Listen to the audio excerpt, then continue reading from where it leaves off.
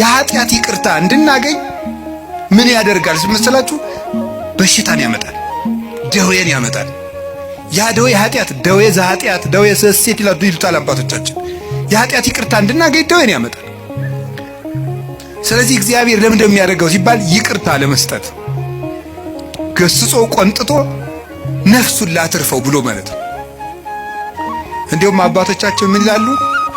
ለምሳሌ አንድ ጻድቅ ያደረገው ልንገራችሁ። አንድ በጣም ፍጹም ጻድቅ አውሬ ሲበላው ያያል። አውሬ በልቶት ሳይቀበር ሲቀር፣ ሰውን ሁሉ የሚያስለቅስ ባለጸጋ ደግሞ በጥሩ አቀባበር ሲቀበር፣ እንደው ሰው ሁሉ አጅቦ ሲቀበር ያያል። እንደ እግዚአብሔር ሆይ እሱን ያገለገለህን ሰው አውሬ በልቶት እንዲሞት ታደርጋለህ፣ ቀማኛውን በስርዓት እንዲቀበር ታደርጋለህ። ፍርድ ምንድነው አለው። ይሄኛው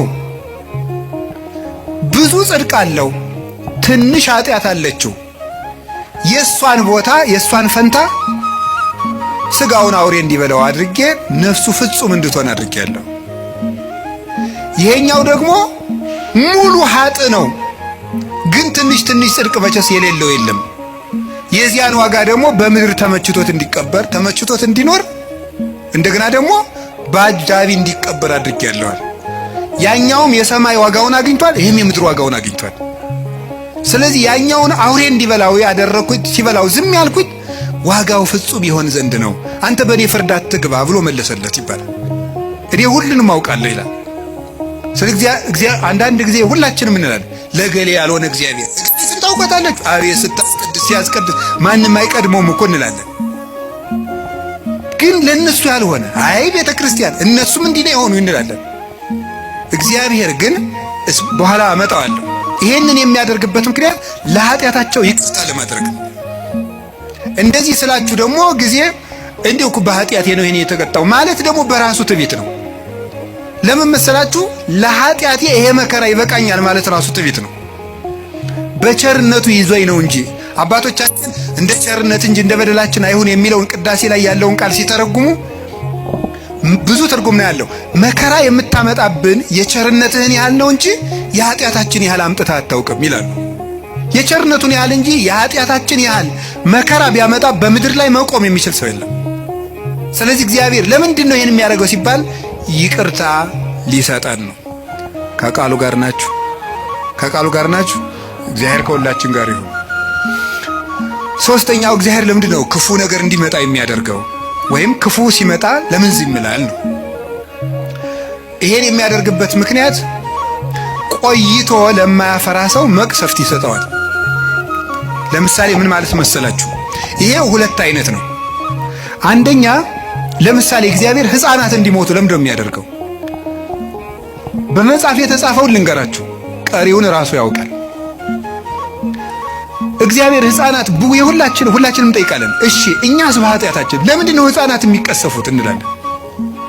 ያን የሚያደርግበት ምክንያት ማለት ነው ምንድነው? መጨረሻቸው መልካም እንደሆኑ የሚያውቃቸውን ሕፃናት መጨረሻቸው መልካም እንደሆኑ ያወቃቸውን ሕፃናት ከክፉ ዘመን ሳይጨምራቸው በጊዜ ይወስዳቸዋል። ይሄ የራሱ አሰራር።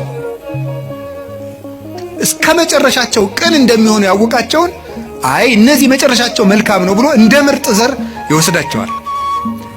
ሰብአ ሰገል ላይ ክርስቶስ ሲሰደድ ለምንድን ነው ሕፃናት እንዲጨፈጨፉ ያለውን አባቶቻችን ሲተረጉሙ አንደኛ ከመከራው ሲያሳትፋቸው ነው። በኋላ እናመጣዋለን። የመጀመሪያው ግን አንዱ ምንድነው? እነዚህ ሕፃናት በጣም ቅኖች ናቸውና እስከ መጨረሻው አይቶ ሩጫቸውን ባወቀ ገንዘብ ቆይተው ከክፉ አይሁዶች ጋር እንዳይጨመሩ በጊዜ ወሰዳቸው ብሎ ይተረጉማሉ አባቶቻችን።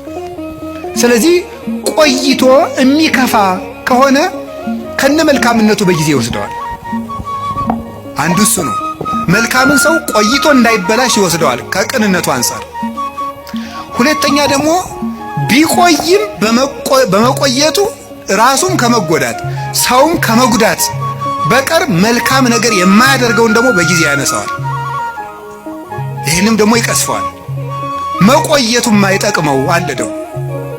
ደግሞ እንደዚህ ስላችሁ ጊዜ እንደው ጌታ ሆይ እኔ መቆየቴ አይጠቅመኝ ዛሬ አንሳኝ እንዳትሉ።